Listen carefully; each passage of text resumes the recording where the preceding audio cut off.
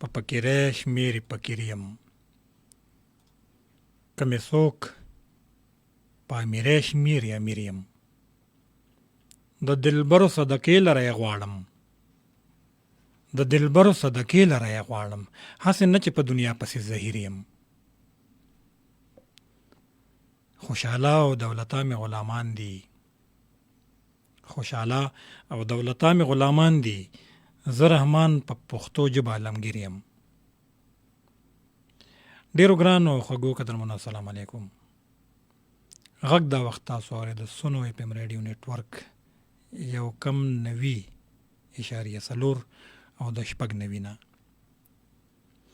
بالکل ستاسو کوربه یم شاهد علي شاهد په دغه پروګرام کې او پروګرام لفظونو کې عکسونه د دې پروګرام پروډوسر علیشان کاکا خیل صاحب هم زما سره دی هغې ته هم مننه وایم تاسو ته هم وایم چې د فیسبوک د لارې چې زموږ سره کم ملګري دي دا وخت هغوی مونږ نیغ په نیغه کتلی م شي اورېدلی م شي بالکل تر 11 بجو پورې یا کېدی شي لږ زیات شي یا لږ کم شي او بیا به د هغې نه پس مونږ سره د ټلیفون په لیک کم ملګري راځي ستاسو برخه به وي د هغې دپاره ستاسو شمېره هم تاسو ته وایم 5254 143 091 زموږ د پېښور سیمه ییز کوډ دی دا به بیا هم تاسو ته وایم خو قدرمنو بالکل په دغه پروګرام کې تاسو ته د یاد وي چې د ناول سلسله روانه ده نن به د ناول لسمه برخه شریکېږي خو د نهمې برخې مختصرا حال وایم هغه دا چې د زرتاجي سره راغلی و د شاکر خان ارامګاه ته په هغې کومه چې د هغې هما وه د قاضي صاحب د کورنۍ هغې باندې روټۍ وخوړله هغې ځان خفه کړی و هغې د هغې تر منځ ډېرې خبرې وشوې چې په هغې کې زه چې دی نو وضاحت سره نه ځم ځکه چې ما په تفصیل ویلي وو او بیا د هغوی روټۍ چې کله خوړله نو په یو شرط یې وخوړله چې زه به په دغه شرط روټۍ خورم چې ته چې هر چېرته یې روټۍ به د ماښامې زموږ سره خورې او شپېله به هم دلته ارامګاه ته راځي ده ورته وویل چې یاره د روټۍ پابندي راباندې مه لګوه او چې په کلي کې یم نو شپېله به خیر دی راځم دلته بهرحال دغه خبرې د دې ترمنځ وشوې هلته د جرګې خلک راغلي وو یو جرګه وپت چې کوم ټیم مقرر شوي هغه ورځې له خلک راغلل لایبه راغله د جرګې ممبران هم راغلل خو سوچي کاکا د هغې کورنۍ رانغله هغې پسې بیا شاکر خان خپل ډریور ولېږه هغه چې راغی نو هغه دغه انکشاف وکړو چې یاره خلک نشته د هغې په کور کې بالکل کور یې دغه شان تاله واله پروت دی بیا د جرګې مشران وو چې دې سره بالکل زیات مجرمان دي ملزمان نه دي او دې له سخته سزا ورکول پکار دي چا وویل چې څنګه به وله سزا ورکوو چې شته نه نو څنګه به ورکوو بهرحال یو حتمي فیصله وشوه چې یاره هغې ته به داسې یو څو ورځې وګورو چې کله هغې را پیدا شي نو بیا به انشاءالله د جرګې ټول خلاف د هغوی کاروایي کوي او دا وخت ډاکټر لایبې ته خواست چې هغه بالکل رپورټ کولی شي په خپله مقامي تاڼه کې دا خبرې ټولې په دستاویزي شکل کې ولیکلې شوې په کاغذ باندې ولیکلې شوې د هغې نه کاپیانې وویستې تاڼې ته هم لاړو د جرګې ممبرانو ته هم یو کاپي لاړو یو کاپي چې دی نو لایبې ته هم ورکړی شو یو اوریجنل ځان سره چې دی نو هغه کېښوده شاکر خان ځکه چې هغه صدر جلسه و د هغې نه پس بیا لایبه یې دې ته وویل چې ما سره ډېر زیات یې تا وکړه دا فیصله په دې کې خو ما ته څه خاص زما د پیدې څه خبره نه ښکاري تا چې دی نو د خپلو نوکرانو مرسته وکړه او ما سره دې ظلم وکړه او هغه ورته وویل چې ګوره داسې کار دی چې ما ته د خپلې خور په شان ښکاري ما ستا په ماشومې په مهوش پسې د دنیا خپل سړي د پېښور نه تر د ثوابۍ پورې د نوخار او مردان او ټول کیمپونه ما چک کړل اوس هم ورپسې ګرځي ټي وي ته ریډیو ته اخبار ته هر څه ټوله محکمو ته خلک لاړل اعلانونه وشو هغې ورته چې بالکل څه نه خو ما مې اعلانونه اورېدلي دي ورته چې ګوره مقدمې زما په خیال خو مقدمې مه کوه ما ته پرېږده زه چې دی نو زه پوه شه او ستا کار پوه شه تا له چې دی نو ستا لور را پیدا کول پوه شه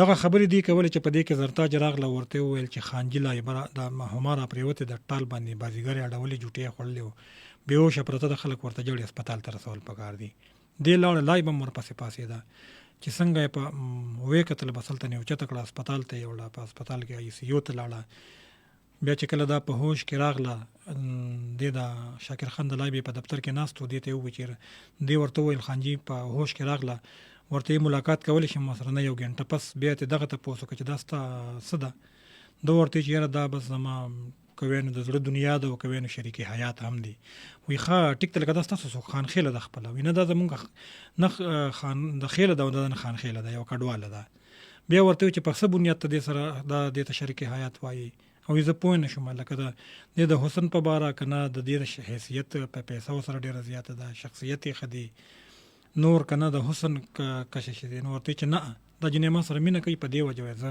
شریک حیات جوړول غواړم او بله دا ده چې د دې نه هم انکار نشي کېدی چې د هغې حسن چې دونه یو پرکشش حسن دی نو دې ورته وویل چې یاره حسن خو یو ناپایدار څیز دی داسې بیمارۍ په وجه ختمېدی شي انسان معذوره کېدی شي تر دې پورې ما د ناول نهمه برخه ویلې او د ناول لسمه برخه وایم اوس همدغه خبره ده چې حسن چې دی نو د یو ظاهري چمک دمک دی او دا چې کله ختم شي نو بیا د مینې هغه معیار او هغه خوند پاتې نه شي شاکر خان میډم ستا خبره څه حده پورې ټیک ده حسن له زوال شته خو مینې له زوال نشته مینه په هر حال کې چې دی نو مینه وي دا کمېدی نه شي خو البته د دې حالات بدلېدی شي دا د ځوانۍ په وخت کې چې دی نو لیونی وي په پوخ عمر کې دا د ګوړې چکې وي او په بوډاوالي کې چې دی نو دا مرهم پټې وي په افریقې چین یورپ او د امریکې په سیاپا ملکونو کې د حسن نوعیت یو شان نه دی خو د مینې نوعیت یو شان دی بالکل مینه حسن ته محتاج نه وي خو حسن مینې ته محتاج وي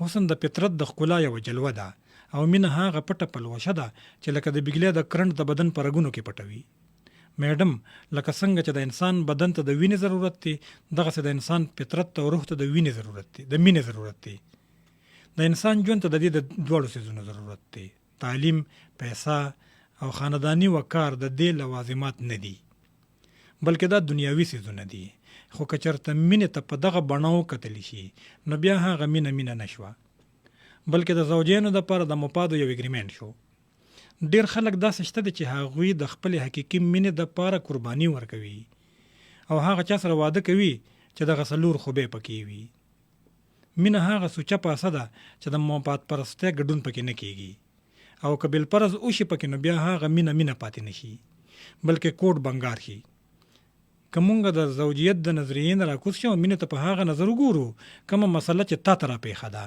نو دا به نوره هم واضحه شي لکه د ماشوم مهوش مثال به واخلو مهوش ستا وینه نه ده بلکې ستا مینه ده او ستا مینه ځکه ده چې تا ته د خپل مستقبل د سهارې دپاره د هغې ضرورت دی ته هغې سره د هغې د حسن په وجه مینه نه کوي بلکې د آینده ژوند کې د خپلو مفادو د تحفظ دپاره د هغې سره مینه کوي که هغه ستا په معیار باندې پوره وخته او ستا د نظر په کنډه پوره وخته خو ډېره ښه ده ګینې ډېره زر به یې لا تعلقه کړې بیا که د دغه ماشوم بل اړخ مونږ وګوره دغه ماشوم د هغې مور ګولۍ نو هغه د هغې سره چې مینه کوي نو د هغې د حسن په وجه ورسره هم ګولۍ مینه نه کوي بلکې هغه د هغې خپله وینه ده ځکه ورسره مینه کوي په مینه کې د دنیاوي مفادو ګډون نه کېږي او چې کله پکې هم وشي نو بیا مینه پاتې نه شي بلکې د مفاد پرستۍ هغه لیټۍ پاتې شي چې نه پکې خوند رنګ وي او نه پکې خواږه وي او دغسې نه پکې خلوص وي او نه پکې وفا وي او هم دغه وجه ده چې کله په دوو کې د یو مفادو ته خطره شي نو مینه وټه شي دواړه در په دیکه شي او د عدالت او لې په لې د عدالت او کچرۍ په خاورو کې لوغړېږي او دواړه د انصاف مطالبې کوي د هغه بیان لا روان و چې یو نرس راغله او هغه ته یې وویل خانجي ستاسو مریض ستاسو لیدل غواړي دې سره شاکر خان خپلې خبرې ختمې کړې او مسکې شو میډم ته یې وویل میډم اجازت دې زه ورشمه ډاکټر لایبي وویل نه ورکه دواړه یو ځای ورځو زه هم در سره ورځم هغوی دواړه چې د هغې کمرې ته ورغلل نو هغه دواړه د ورتلو سره دا په بیټ کې پرته وه خو رانیغه شوه چې دې یې ولیدله ډاکټر لایبي یو ځل بیا د هغې چیک اپ وکړه د هغې نه پس یې شاکر خان له مبارکي ورکړه ورته یې وویل ستا خو ما بالکل ټیک ټاک ته خانجي که تاسو تلل غواړئ نو بالکل تللی شئ خو ښه به دا وي چې نننۍ شپه دلته هسپتال کې وکړئ او سبانۍ شپه زما سره په کور کې وکړئ شاکر خان مسکې شو او یې وویل چې نن شپه دلته تېره کړو نو د سبانۍ شپې غور به بیا سبا کوو ډاکټر لایبي وویل اوکې ټیک ته ماته اجازت تتلی شمه شاکر خان وویل ته به څه کې میډم ستا ګاډي خو هلته حجره کې پاتې شوې دي ډاکټر لایبي وویل پروا نشته خیر دی زه به ټکسي کې لاړه شمه شاکر خان وویل ټکسي کې ولې زه به دې ورسوم او بیا به درنه واپس راشمه ډاکټر لایبه نه خانجي ما دپاره تکلیف مه کوئ پلیز زه تلی شمه شاکر خان نه میډم دې کې د تکلیف څه خبره ده ټوله خو د یوې ګنټې لار نه ده ډاکټر لایبا ټیک ته بس ما سره ډرایور شته بیا داسې وکړه چې ما باغه ورسوي او ته د هما بیبي سره پاتې شه. شاکر خان وویل ډېره ښه ده میډم چې څنګه ستاسو خوښه وي.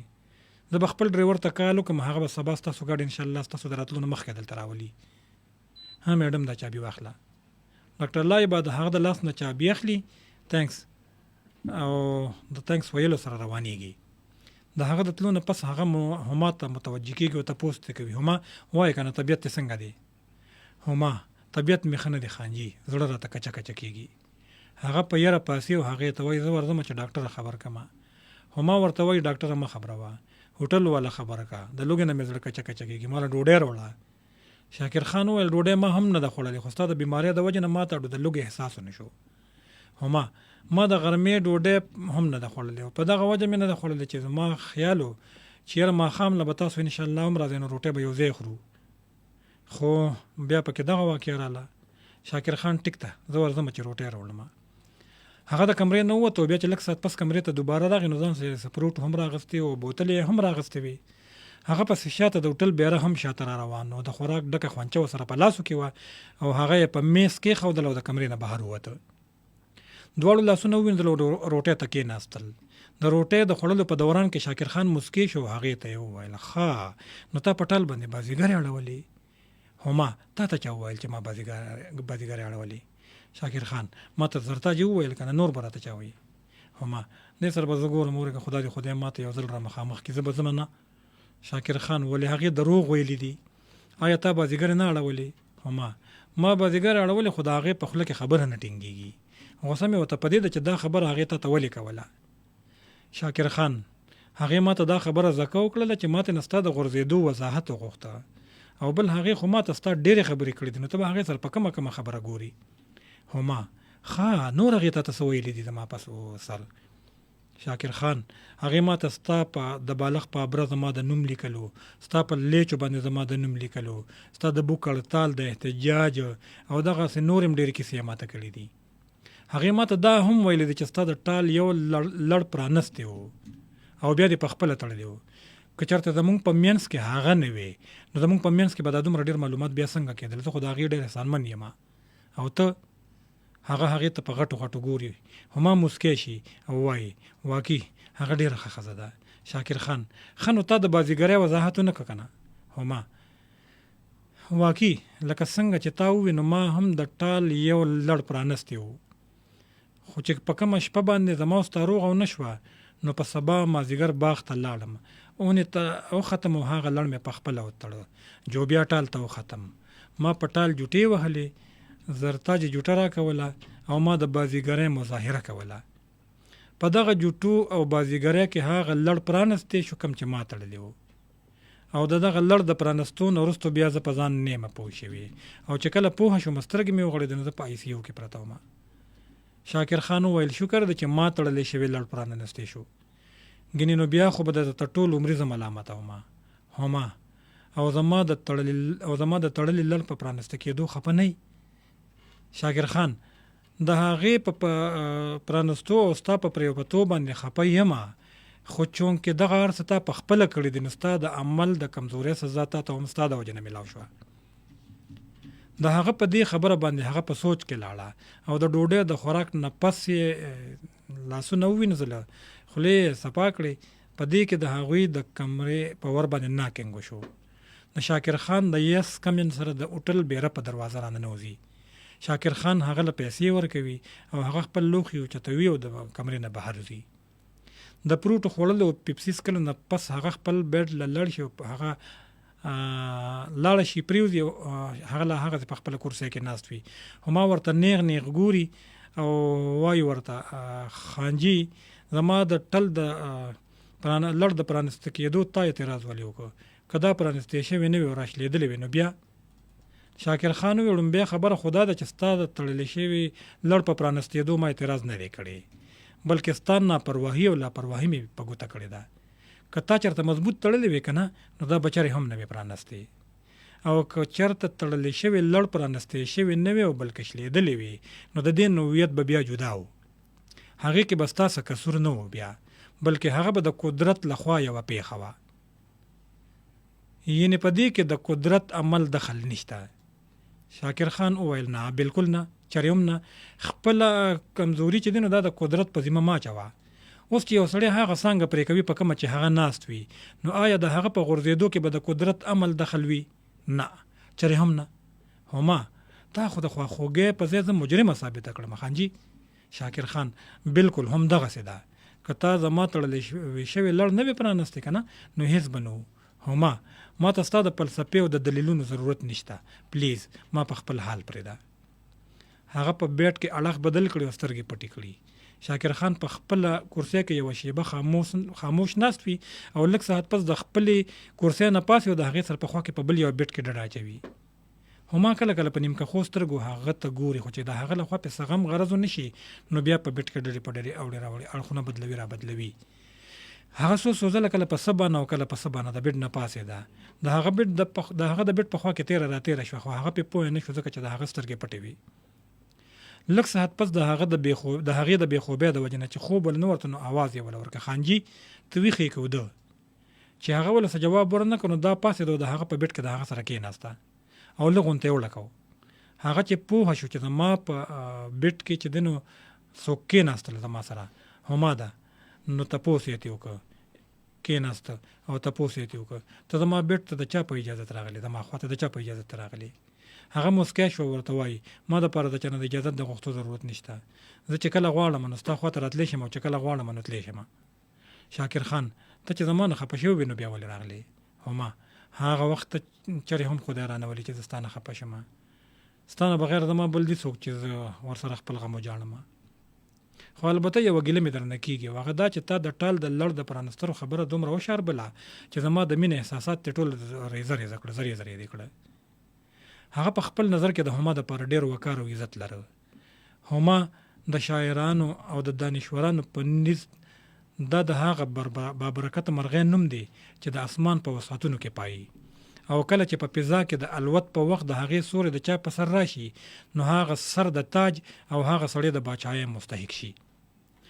هما ما دپاره ته هم هغه هما یې، شاکر خان وویل ورته، ځکه چې زه په خپل ځان ستا د مینې سوري محسوسوم. د دې نه لوی عزت بل څه کیدی شي؟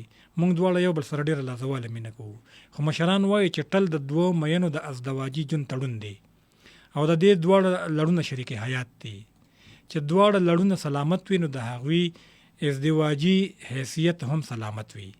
چې په دغه دوو کې یو لړ پرانستی شي نو د ښځې او خاوند ازدواجي حیثیت ختم شي، او چې په دغه دوو کې یو لړ وشلېږي نو یو کس پکې مړ شي، او چې دواړه وشلېږي نو دواړه مړ شي. اگر چې زه په دې په ذل وحیاتو یقین نه لرم، خو یریږم ضرور. هما او مای ګاډ که ما ته پته وه که نه، نو ما بچرې هم داسې نه وکړی، هغه لړ به ما نه پرانستی کوم چې تا تړلی و. پلیز ما ماف که، بیا بچرې هم داسې نه کېږي. هغوی تر ناوخته پورې خبرې کولې. په دغه خبرو کې شاکر خان وویل دوايانې دې هم خوړلې دي، انجکشن هم لګېدلې دي، آرام هم پکار دی، او ځکه چې سبا به بیا ډاکټر راځي، هسې نه چې د بې ارامۍ د وجې نه درته نوره څه مسله جوړه شي. ته هم وده شو، زه به هم لږ خوب وکړم. دواړه وده شو د خوب په اراده، په خپلو بیډونو کې وده شو او هغوی تر غرمې پورې وده وو. او که چېرته ډاکټر لایبې هغوی ته ناکینګ نه وکړ نو پته نه لګي چې تر کومه وخته پورې به هغوی وده وو. د ویښېدو پرېش کېدو نه پس هغه د هسپتال بیله دا که او د هغې نه پس یې بیا د ډاکټر لایبې نه رخصت واخیسته. په ګاډي کې کېناستل او خپل کلي ته روان شو. د هغوی په راتلو په ارامګاه کې بیا اختر شو او د هغوی په لیدو ټول یو بل ته مبارکۍ ورکړې. چې په دغه خبرو کې خوشنصیب یې شاکر خان ته وویل زویه د دې جینۍ څه بندوبست وکړه، یا خو یې ځان سره کور ته بوځه او یا ته دلته راځه. د دې د بې سرتوب چې دی نو دا ډېر زیات دی، د دې د کابو کولو توان خو مونږ نه لرو، دې خو مونږ له زړه ستړي کړه. د هغې په خبره شاکر خان مسکی شو، په مسکا د ارامګاه نه بهر ووته. په دغه وخت کې د سوات او بونیر اپریشن ختم شوی و او ټولو کډوالو ته خپلو کورونو ته د تلو اجازت ورکړی شوی و. د هغوی قافلې روانې وې او لویه هله ګوله وه.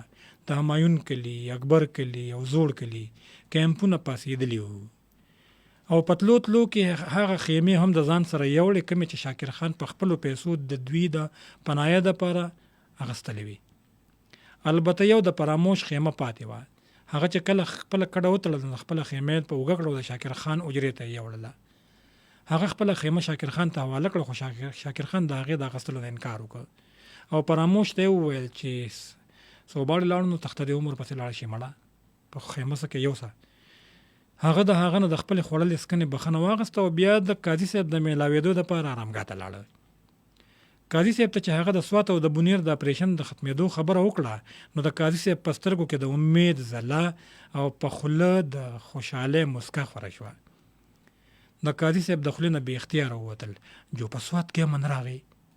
د فراموش د خولې نه ورته وختل جو بالکل امن او داسې امن کم چې جو د والي سوات په وخت کې و.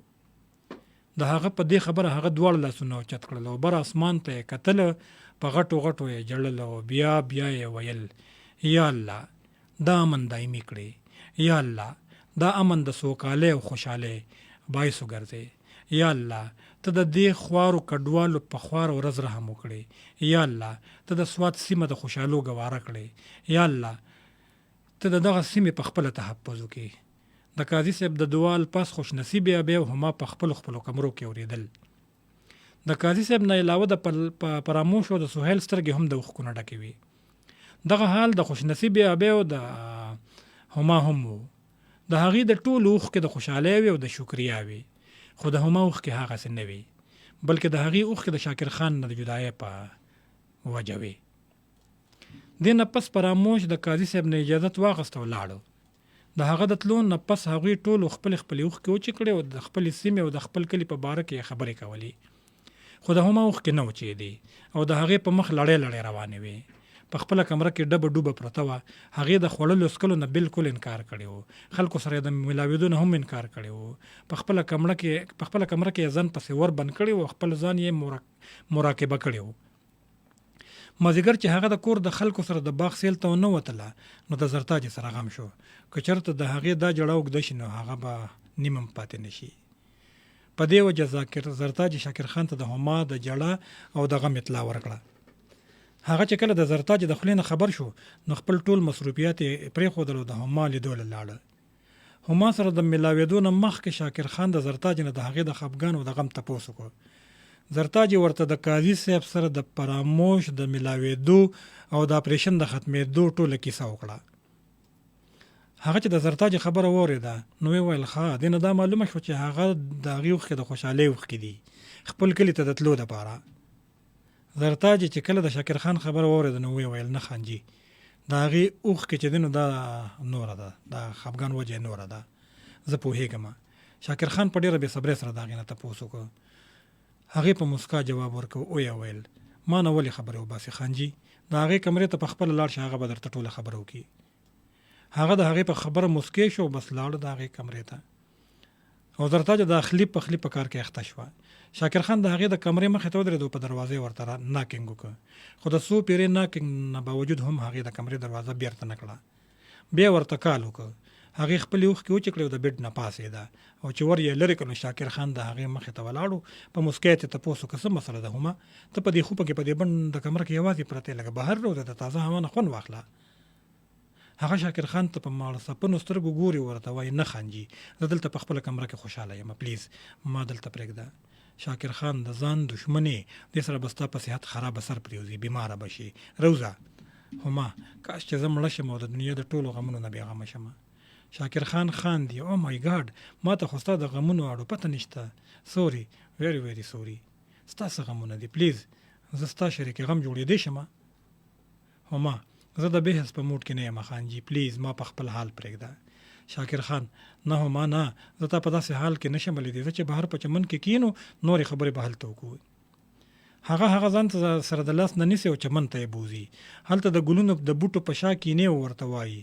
شاکر خان تپوس کوي څه مسله ده هما، زه د زرتاج په وینا ډېر په تیزۍ سره راغلم چې ستا د خفګان وجه معلومه کړمه.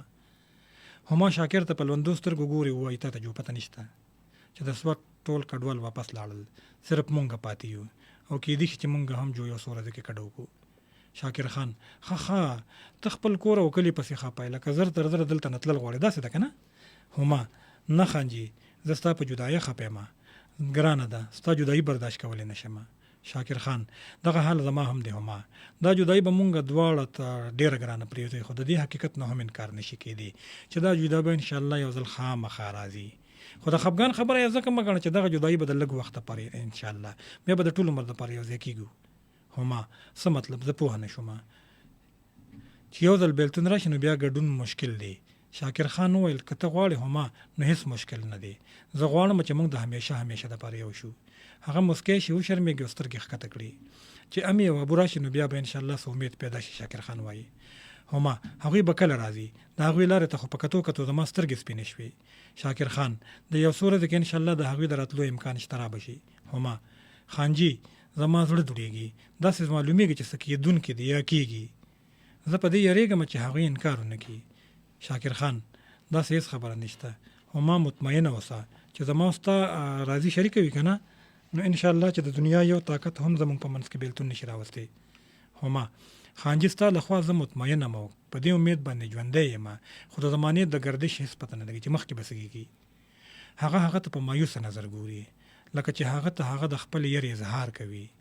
هغه د هغې ډکو سترګو ته داسې په زیر ګوري لکه چې د هغې د اوښکو په ډنډونو کې خپل تصویرونه لټوي. لږ ساعت د هغوی په منځ کې یوه ډوبه خاموشي جوړه شي او دواړه خاموش ناست وي او په خپل تصور کې ډېر لرې تللي وي. نور په غرغره او په ډوبېدو کې د هغوی په تماشه و، خو هغوی د دغه هر څه نه بېنیازه و، په خپلو خیالونو کې ډوب و. په دې کې هغوی د چا د خبرو او د خنداګانو ګڼ اوازونه واورېدل. لږه شېبه پس قاضي صاحب او هغه سره مشر خان یعنې عبدالخان د خنداګانو په ډکو خولو د ارامګاه په ګېټ دننه شو او هغوی پسې شاته سهیل و چې د قاضي صاحب په د ویلچیر په دیکه کولو کې ورسره مرسته کوله او وروسته ورپسې خوشنصیبه ابۍ وه د مشرې بیبي سره اوږه په اوږه. شاکر خان چې کله هغوی ته وکتل نو یو بل ته یې په سترګو کې وکتل او بیا د هغوی مخې ته دواړه د سلام دپاره ور روان شو. مشرې بیبي چې کله هغوی دواړه ولیدله نو ویې ویل داسې معلومیږي چې ستاسو ډله د دوی نه بیله ده. د هغوی په خبره دواړه مسکي شو. شاکر خان مور ته د ستړي مشي په وخت ووی زمونږ ډله به هله بیله شي چې خبره پخه شي او ستا خوله خوږه شي. مشره بیبي بیا یو ځل مسکی شي، د هغه مور وایي ډېر سپین سترګې شوې. شاکر خان ورته وایي مورې دا ستاسو لارې ته په کتو سپینې شوي دي. مشره بیبي هما ځان ته رانږدې کوي او په تندي یې ښکلوي، وایي ورته زما ښاپېرۍ لور خو له خیره سره لویه شوې ده. بیا ځان سره د لاس نه ونیسي او برنډې ته یې د ځان سره روانه کړي. شاکر خان چې د مشر خان یعنې د خپل پلار ستړي مشي له ورشي نو ځان ته یې را تر غاړه باسي او شاکر خان یې ډېره شیبه په خپله سینې پورې کلک نیولي وي. بیا لکه د دوو دوستانو لاس تر لاسه برانډې ته روان شي. زرتاج چې خیال وکړو هغوی یې ولیدله نو خپل ضروري کارونه یعنې د پخلي کارونه یې پرېښودلو، د هغوی مخې ته په منډه د هغوی سلام له راغله او مشره بیبي هم د هما سره یو ځای ناسته وه، خبرې یې کولې. په خبرو کې به یې کله د هغې غوږ ته خوله نږدې کړه او پس به یې وکړله. هما به په دغه خبرو باندې مسکی شوه او په مخ به یې د رنګونو د رڼاګانو ګډا شروع شوه. د هغوی په خبرو څوک پوهېدل نه، هیڅ څوک پې هم نه پوهېدل په دغه ماحول کې. البته شاکر خان به کله په نیمکخو سترګو هغوی ته کتل او د هغوی د خندا او د مسکانه به یې د هغوی د خبرو اندازه اخیسته. بل خوا مشر خان او قاضي صاحب خپلو کې خولې یو بل سره ورکړې وې او د زړې زمانې د خپلې لکوانې خبرې د یو بل سره کولې. په دغه خبرو کې د کډوالو د راتلو بیا د تلو خبره هم راغله. په اخره کې قاضي صاحب هغه ته وویل چې عبدالخان مونږ هم تلونکي یو، خو ستاسو راتلو ته یې څارو. مشر خان ولې دا ستاسو خپل کور نه دی؟ دلته تاسو ته څه تکلیف دی؟ دلته ښه بېغمه په کلاره پرېوځه مړه، زما هم د خبرو څوک نشته دی. دواړه وروڼه به چې دنو په خپلو کې په زړه شخون وهو. قاضي صاحب مسکی شو، ورته وویل خبره دې بده نه ده افضلخانه، که ژوند وینو انشاءالله چې بیا به راشو، خو اوس تلل زمونږ ضروري دي، تلل به پکار وي ځکه چې د هما د سکول او د هما د سکول د سهیل د سکول او د هما د کالج مسله ده او سکولونه او کالجونه آزاد شوي دي. د دوی د تعلیم مسله ده. ګنې دلته خو مونږ دومره خوشحاله یو چې خپل کلی کور رانه هېر شو. مشر خان که ستا خوښه وي نو دوی به دلته داخل کړو، که نه دا خو څه خبره نه ده، د دې سبقونه به هم دلته وي. قاضي صاحب نه افضلخان داسې هېڅ خبره نشته، بیا به راشو انشاءالله، اوس به لاړ شو او ګنې تاسو هلته راشئ جو یو څو ورځې به مونږ سره تېرې کوئ. افضلخان وویل ټیک ده، صحیح ده، ستا خبره هم ټیک ده، زړه مې غواړي چې مونږ دواړه درشو، خو که ته دلته مونږ ته ښه وکړې که نه نو مونږ به لږ څه ناڅه مطمئن درشو. قاضي صاحب په حیرانتیا افضلخان ستا په خبره پوه نه شوم، څه غواړې؟ مشر خان قاضي صاحب زه دا غواړم چې زمونږ دا تعلق ده ملګرتیا چې ده چې دا په رشته دارۍ کې بدله شي. د شاکر خان بچي د پارستانه د هما لور خواست کوم، د هغې لاس نیول غواړم. د مشر خان په خبره یو خوا شاکر خان مسکی شي سر ښکته کی او بل خوا هما مسکی شي و شرمېږي سترګې ښکته کړي او بل خوا د مشر بي په مخ هم د خوشاله زلا خور شي او د خوشنصیب به په مخ یو معصوم او نورانی ښکلا را پیدا شي. قاضي صاحب هغه ته په حیرانتیا نظر ګوري ورته وایي نه افضل خانه نه یاري دوستي په خپل ځای او خیخي او رشتہ داري چې دنو دا په خپل ځای دې کې نه زما واک شته او نه ستا واک شته. خیخي او رشتہ داري دا په خوښه کېږي او دواړه ښه بالغه دي او تعلیم یافته دي. دواړه وګوره مخامخ ناست د دینه تپوس وکړه که دوی چېرته راضي وي نو نه پې ستا اعتراض کېدی شي او نه زما. په دې کې زرتاجه چې خواږه پټری کې راوړي او په میز ایږدي. مشره بیبي د هما نه غلې غوندې تپوس کوي لورې د شاکر خان په باره کې ستا څه رایه ده څنګه دې خوښه ده؟ هغه هغې ته په ټیټو سترګو ګوري او وایي د نیا او نیکه په وړاندې ماته د څه ویلو ضرورت نشته. قدرمنو بالکل دغه د ناول لسمه برخه وه او بله برخه به انشاءالله په راتلونکي کې وایو. د فیسبوک د لارو نه دا وخت اجازت د فیسبوک د لارې چې موږ دا وخت کم ملګري اوري د هغې نه اجازت اخلو او د ریډیو چې کم